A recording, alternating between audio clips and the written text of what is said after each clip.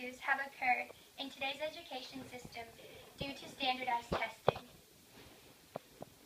Noted by Politics Daily in a quote by Michelle Obama, "If my future were determined just by my performance on a standardized test, I wouldn't be here.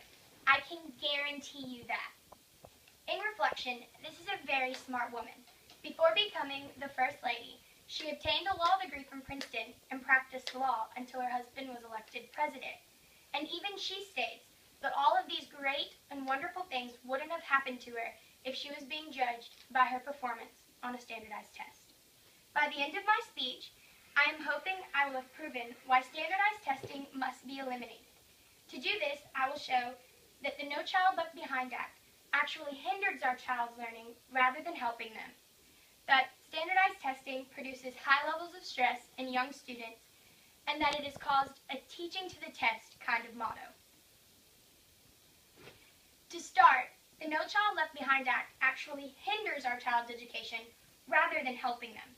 The No Child Left Behind Act, which was an act passed in 2001 by George Bush, states that every state must have a standard test to judge a student's level of academic achievement. But according to the Program for International Student Assessment, after the No Child Left Behind Act was passed in the U.S., we slipped from 18th in the world in math to 31st place in 2009. That's 18 spots over such a short amount of time. So not only did the act not help us, it actually brought us back in the ranks. Another reason why the No Child Left Behind Act doesn't help is because each state develops their own NCLB standards and assessments, which provides no means for foundation and comparison. Let's say Texas thinks that multiple choice tests are the best way to judge their students' academic achievement, but rather Maine thinks that open-ended responses are the better way to judge a student's academic achievement. So in Texas, they're taking multiple choice tests, and in Maine, they're writing, which is no means for comparison because it's a completely different type of test. Next, standardized tests have caused high levels of stress in children, often making them ill. What does the world come to when a test must come with an instruction booklet on what to do if a student gets so stressed that they get sick on their test? According to Gregory J. Cizik, an education researcher, testing provides gripping anxiety in even the brightest students and makes children vomit, cry, or both. Children get so scared because these tests are a huge majority of their grade or can cause them to be held back. They're so nervous about taking a test that they forget things, they get sick, they vomit, they cry, and it can happen to even the smartest child.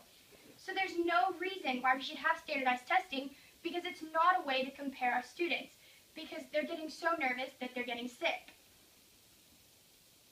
Finally, teaching to the test has ended the existence of an open education and has resulted in a teaching to the test kind of motto. A 5-year University of Maryland study in 2007 found the pressure teachers were feeling to teach to the test, since No Child Left Behind, was leading to declines in teaching high-order thinking, in the amount of time spent on complex assignments, and the amount of high cognitive content in the curriculum. Standardized testing has allowed a narrow curriculum and has actually promoted it. Learn this because this is what's going to be on your test. Don't learn this because it's not.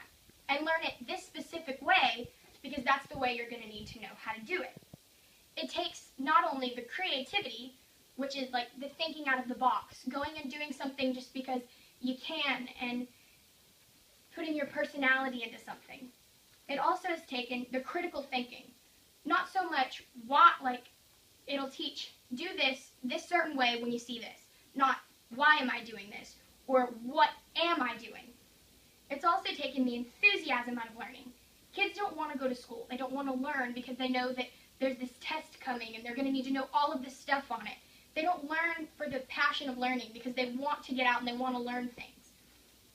By eliminating standardized testing, all these issues will be resolved. Think about it for a moment. Envision a future where kids learn for the passion of learning. There's not a test looming over their heads. It's not weighing down their education. They're not scared of taking this test. If standardized testing continues, we open up the door to a future where children dread going to class. They don't want to go to school. They don't want to learn. They don't have a passion to do these things, to learn these things. Education loses its value. Education is not important because we don't have enough children that want to get out and want to learn things. Our education becomes a test-driven system where we only do certain things so that we'll do well on these tests. If we keep letting these things happen, we open the door to a gloomy future. Standardized testing must be disposed of for the good of the world. And to do this, we must band together and make it happen. We have to get rid of the No Child Left Behind Act and the high levels of stress and the teaching to the test motto. And to do this, you all must help. So I urge everyone to help eliminate standardized testing.